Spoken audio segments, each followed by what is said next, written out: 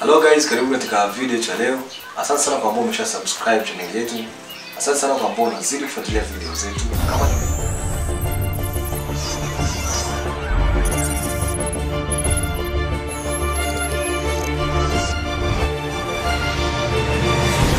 Karibuni tena katika mwendelezo wa video zetu. Asante sana kwa ambao umesha subscribe channel yetu inayojulikana kama DMG Info 2. Asante sana kwa ambao unazidi kufuatilia video zetu, unaishare, unalike na kucomment. So leo nimekusogezea video ambayo tutaenda kuangalia mambo manne katika kingamuzi cha Azam. Mambo manne ambayo unaweza kuyafanya katika kingamuzi cha Azam. So jambo la kwanza katika yale manne ambayo nimekuandalia kwa siku ya leo, tutaenda kuangalia jinsi ambavyo unaweza kaangalia vipindi vinavyotarajiwa kurushwa katika channel mbalimbali. So ili uweze kuangalia vipindi utaenda katika remote yako na kubonyeza kitufe kilichoandikwa EPG. Ukibonyeza kitufe hicho utaweza kuona ratiba ya siku 7 ya baadhi ya channel. Maana kuna baadhi ya channel ambazo hazionyeshi ratiba zake za vipindi vinavyokuja. Kwa hiyo hii inaweza ikawa ni kwa baadhi ya channel ndio unaweza kaona ratiba ya vipindi vinavyotarajiwa kurushwa katika channel husika, sasa kwenye channel za Azam. Lakini jambo la pili ni jinsi ya kupata maelezo kuhusu decoder yako. Ili kuweza kupata maelezo ya decoder au kingamuzi chako, basi utabidi uende katika sehemu ya menu, kisha utaenda technical info, au kwenye baadhi ya vingamuzi utaenda katika sehemu ya setting. Kisha utaenda kwenye system information, na kwa baadhi ya vingamuzi utaona sehemu ambayo imeandikwa CA system. Kisha sogeza kulia kwenye smart card information. Hapa kwenye smart card information, hapa unaweza ukapata kuona namba yako ya kadi, au unaweza kusema namba inayotumika kulipa malipo ya vifurushi. Kwa maana hiyo unaweza usio unachomoa kadi kila mara kwa ajili ya kufanya malipo. Inashauriwa unakili namba ya kadi sehemu ili kuepuka kuchomoa kadi ambayo inaweza ikasababisha kuharibika kwa poti ya kadi. Lakini pia unaweza kutumia njia hii kuweza kuangalia namba yako ya kadi bila kuchomoa kadi, bila kuzima kingamuzi, na ukaweza kuiona. Au hata kama huko mbali, uko safari na unahitaji kulipia kifurushi, aidha hiyo namba ulioinakili umeandika nyumbani, basi kwa aliyeko nyumbani anaweza kaenda katika sehemu ya kama tulivyoelekezana, na akaweza kuona hiyo namba ya malipo au namba ya kadi yako. Kwa hiyo endapo umezoea sana kuchomoa kadi, inaweza ikapelekea tatizo katika ya poti ya kadi yako, na ikafanya zile poti zikalegea kiasi kwamba zisiweze kusoma kadi. So unaweza kuwa unaangalia TV, lakini unajikuta labda sometimes kadi inakuwa inasoma error, kadi error au kadi not inserted. Kadi inaonekana kama vile imechomolewa. Sasa haya inaweza kuwa ni matatizo ambayo yanapelekewa na kuwa unachomoa kadi mara kwa mara, au na watoto wanakuwa wanachezea, haipo katika uangalizi mzuri. So baada ya hapo kuna sehemu ambayo ni ya STB mailbox. Hii sehemu unaweza kaona ujumbe ambao unatumwa kutoka katika ambao unaingia katika kingamuzi chako. Aidha ni ujumbe ambao ni wa kukukumbusha kwamba unatakiwa ulipe, au kwamba muda wa kukata kingamuzi umekaribia, na mambo mengine kama hayo. So jambo lingine ni jinsi ya kurekodi kipindi.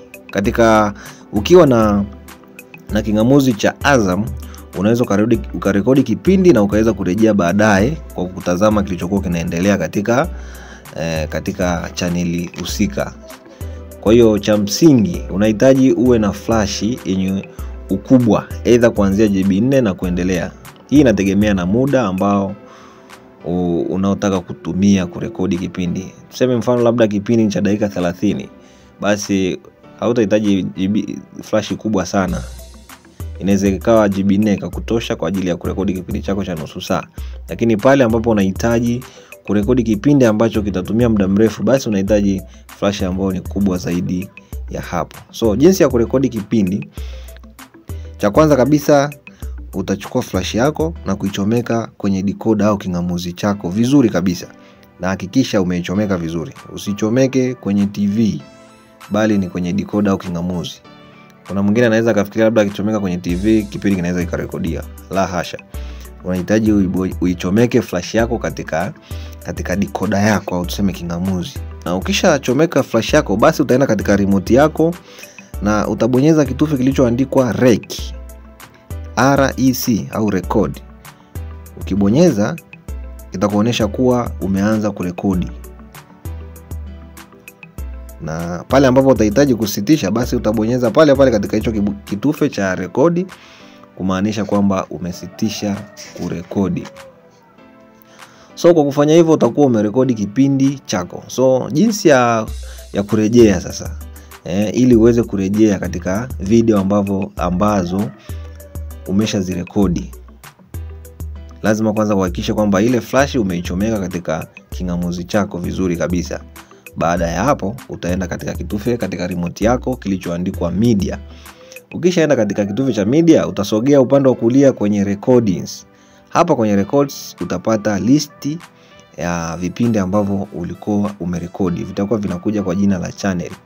Kwa hiyo utachagua ni kipindi kipi unataka ukikiangalia, na ukibonyeza kitakuwa kina play kama kawaida. Angalizo ni kwamba wakati unarekodi usizime TV au decoder. Mwingine anaweza akasema labda kwa sababu kazi inafanyika katika kingamuzi, basi naweza nikazima TV nikakonsume labda moto au ili watu wasijue kwamba kuna kitu kinaendelea, kama unaacha sebleni unaenda zako.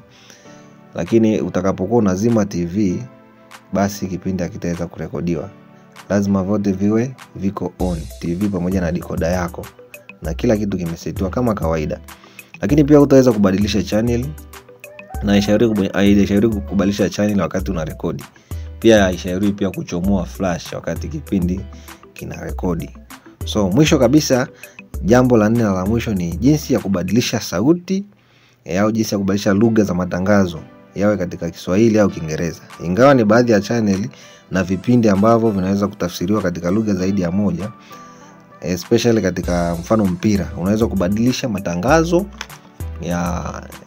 yanayorushwa kwa Kiswahili kwenda Kingereza au Kingereza kwenda Kiswahili kwa kubonyeza kitufe cha audio, kisha chagua lugha kwa kubonyeza mara 2 katika kitufe cha audio.